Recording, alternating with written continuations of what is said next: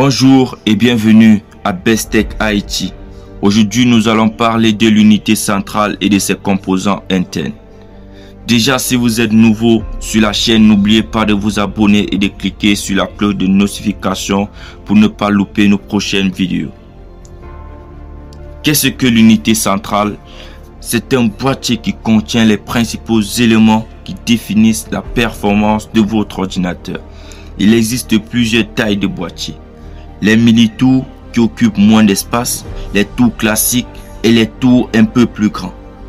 Dans les boîtiers, nous avons les éléments tels que la carte mère qui relie tous vos composants électroniques. Ensuite, nous avons le chipset, lui qui est intégré à la carte mère qui permet de gérer le flux de données, composé en deux parties, le NOR bridge ou contrôleur de mémoire et le SOT bridge ou contrôleur d'entrée-sortie. Ensuite, nous allons parler du processeur ou CPU, unité centrale de traitement. C'est le cerveau de l'ordinateur, caractérisé par sa fréquence qui définit le nombre de données pouvant être traitées par unité de temps. Elle s'exprime en S. Le processeur est subdivisé en deux. L'UAL, l'unité arithmétique et logique pour les calculs, et l'unité de commande. Ensuite, nous allons parler de la RAM ou la mémoire vive, qui est une mémoire volatile car elle perd ses données lorsqu'elle n'est plus alimentée par le courant électrique. Elle stocke les données à court terme, telles que le chargement des applications, la saisie, etc. La capacité ou la quantité de RAM installée sur votre PC joue un rôle très important sur la capacité de votre système informatique.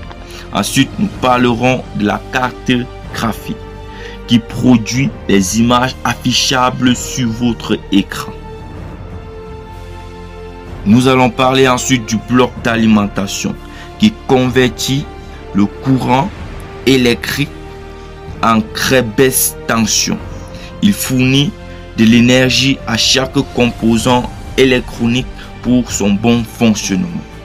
Nous allons parler ensuite du lecteur de disque qui lit votre CD/DVD. Nous allons parler aussi du disque dur qui stocke les données de façon permanente. Lui, il est différent de la RAM. Lui, il perd pas ses données lorsqu'il n'est pas alimenté par le courant électrique.